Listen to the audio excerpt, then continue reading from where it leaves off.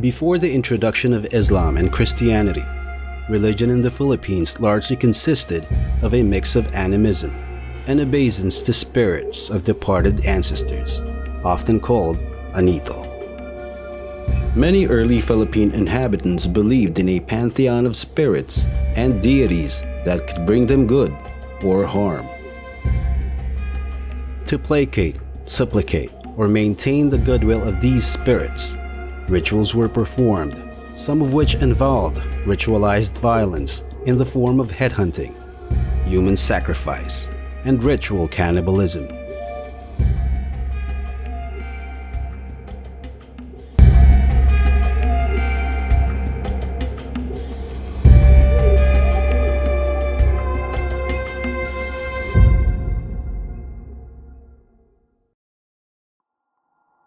The customary ritual of human sacrifice was rooted in the belief that death did not end life.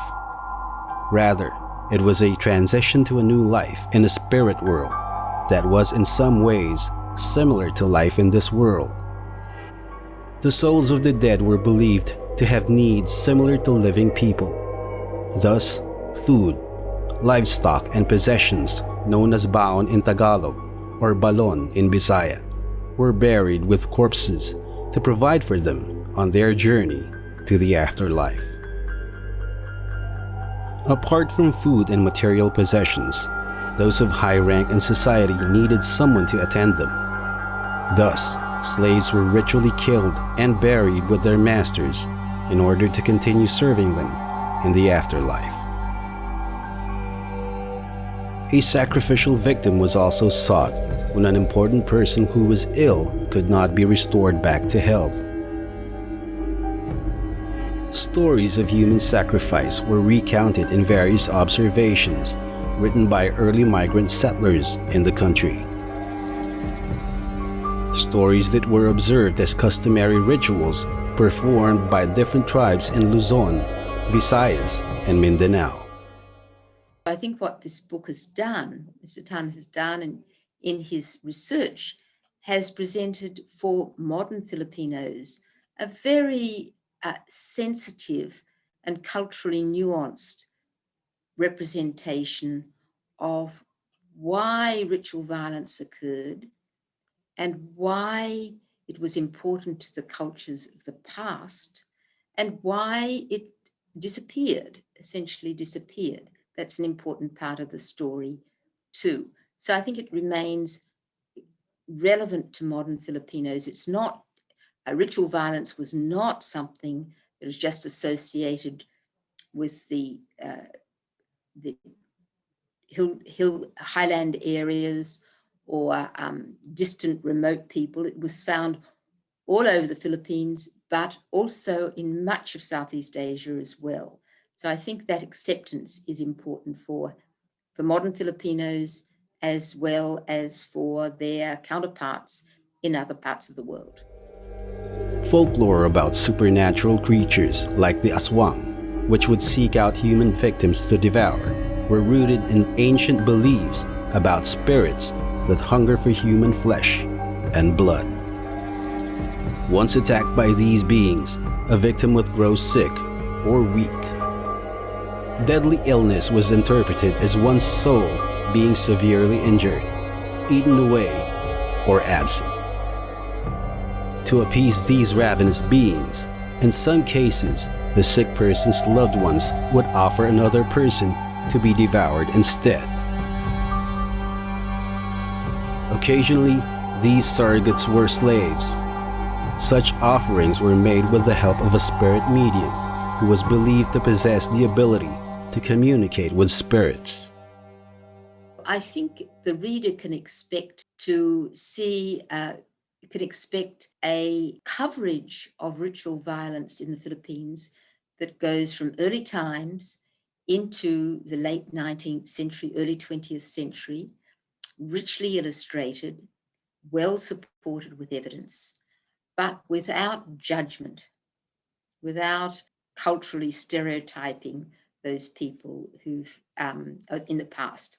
And I think in many ways reminding us that there were the customs that have disappeared are still a very important part of the cultural legacy of human beings generally. Among some groups, headhunting and human sacrifice were linked with customs for mourning the dead. When someone died, the spouse or nearest relatives of the deceased would enter a mourning period. They might withdraw into the house, crouch on the floor, cover themselves with old and filthy blankets, and remain in this position without talking or eating for days. They eat nothing that has come in contact with fire until the mourning period has ended, which can only happen when the relatives of the deceased have taken vengeance for their departed loved one. The family members of the deceased would go out and find a victim to kill or a captive that they would bring back to their village and sacrifice. Only then would they be able to end the mourning period and go on with their lives. Well, I think he's approached it in a very logical way. Organizing, he begins with just a description of how early Filipino society was organized in these three areas. And then he's divided it into these big sections on human sacrifice, on consumption of human flesh, on head taking. And then underneath that, he's looked at all the different areas of the Philippines and tried to point out where they were similar and where they were different. So it's a very logical and clear way of organizing the material. And it's logically organized because it goes from early times into the 20th century. So we can follow it through logically. And it's, as I said before, it's in very accessible prose. So I think the way that it was written, the way it was conceptualized, makes it very easy for any reader, even somebody who doesn't know very much about the Philippines. It makes it very easy for them to follow the organization and the development and the kind of changes that did occur over time. Misfortunes such as drought or bad harvest were also seen as being caused by spirits. Thus, some groups would carry out human sacrifice to appease these spirits and alleviate or prevent calamity in their communities. Some sacrifices were done to ensure the integrity of a new house or building, or the seaworthiness of a new boat. Even in the 20th century, there was an account of a sacrifice victim being thrown into the grinding machines of a sugar mill in Negros to ensure the smooth operation of the machinery. There were also some accounts of ritual killing as part of the requirements for marriage. The ritual of marriage and the ritual of taking heads or other body parts were all associated with fertility and the creation of new life. For some, it was supposedly customary for a prospective groom to carry out a headhunt. Ritual cannibalism may also have been linked to marriage ceremonies. The custom of ritual cannibalism was always linked with religious beliefs. An example of this was warriors or bagani taking the heads of their enemies and eating part of their flesh during a ritual when they were believed to be possessed by a spirit. Drinking of their victims' blood during human sacrifice has also become customary for some tribes, including the Bagobo.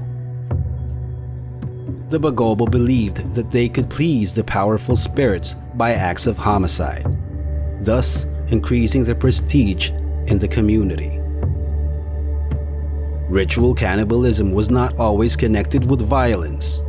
For some groups, it was customary to consume liquid drained from the decomposing corpses of their loved ones.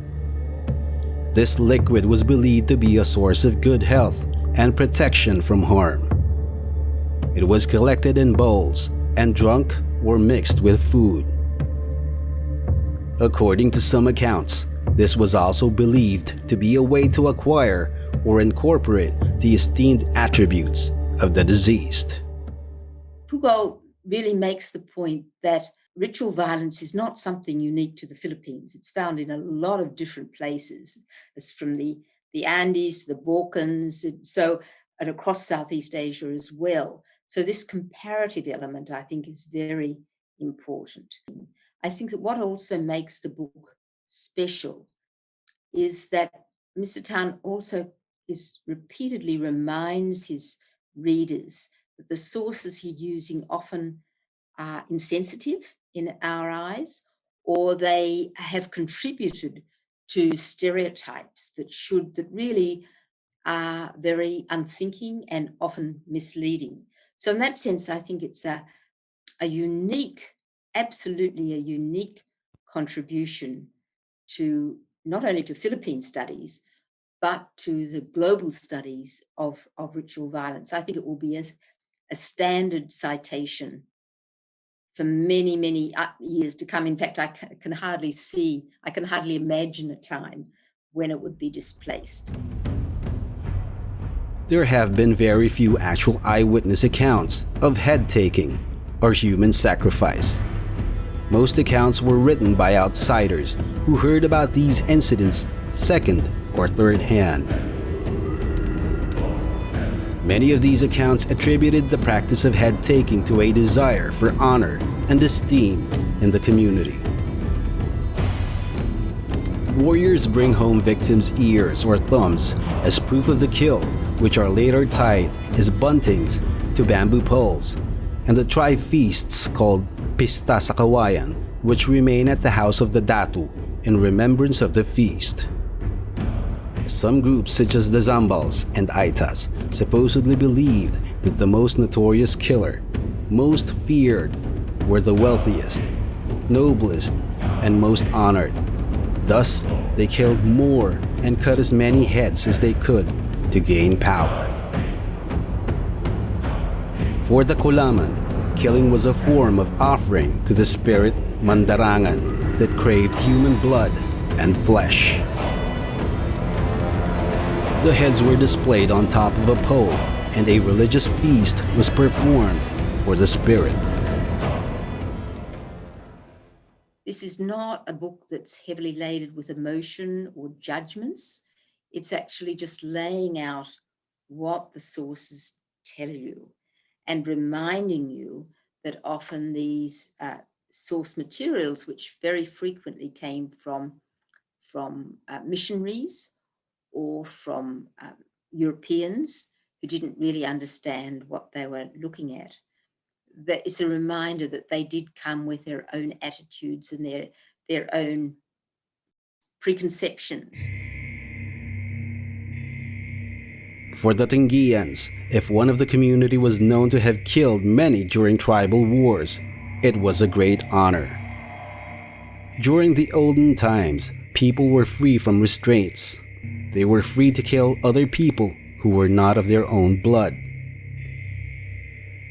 For the Bontocs, headhunting was also driven by the desire to receive a bountiful agricultural harvest. Another means of obtaining good harvest was through the fagfato, a mock fight conducted between men of separate villages. Men from both villages meet at the agreed place to fight and battle each other until fatigue overcame them. All bloodied, the participants ended the ritual battle with the belief of having pleased their god, named Lumawi. The sacrifice made through the spilling of blood, together with the performance of other ritual acts, was expected to result in abundant harvests.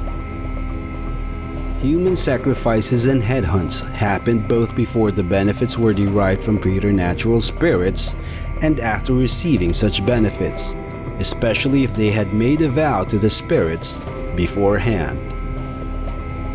Human sacrifice and headhunts were also conducted whenever customary laws were violated, thereby offending or causing displeasure of preternatural spirits. Head-taking, human sacrifice, and ritual cannibalism were harshly stamped out by colonial authorities over the years, and today these practices have mostly disappeared. Yet, some remnants of these ancient beliefs survive up to the present. Animals or even inanimate objects are sacrificed instead of human beings. It's important to understand why practices that today we might see as unacceptable, such as ritual violence, why they occurred in the past, and why they were important to the cultures that practiced them. And we need to understand that without judgment, without bringing the values of the 21st century and applying them to cultures in the 16th or 17th century. So we need to understand that. I think that's important for not only Filipinos, but for people in other parts of the world too, where the similar practices also occurred, to understand. Barbaric, oppressive, ignorant, superstitious, and cannibalistic. These were some of the adjectives used by the former colonizers to describe the natives. Many Christianized Filipinos retain these colonial attitudes and continue to take a dismissive or condescending view of these indigenous practices. Yet these accounts show the early Filipinos' beliefs and influences that helped shape the nation's culture and identity. Thus, an understanding of the significance of ritual violence in the Philippines sheds light on the indelible mark of the early savagery that explains the customs and ways practiced in modern Philippines.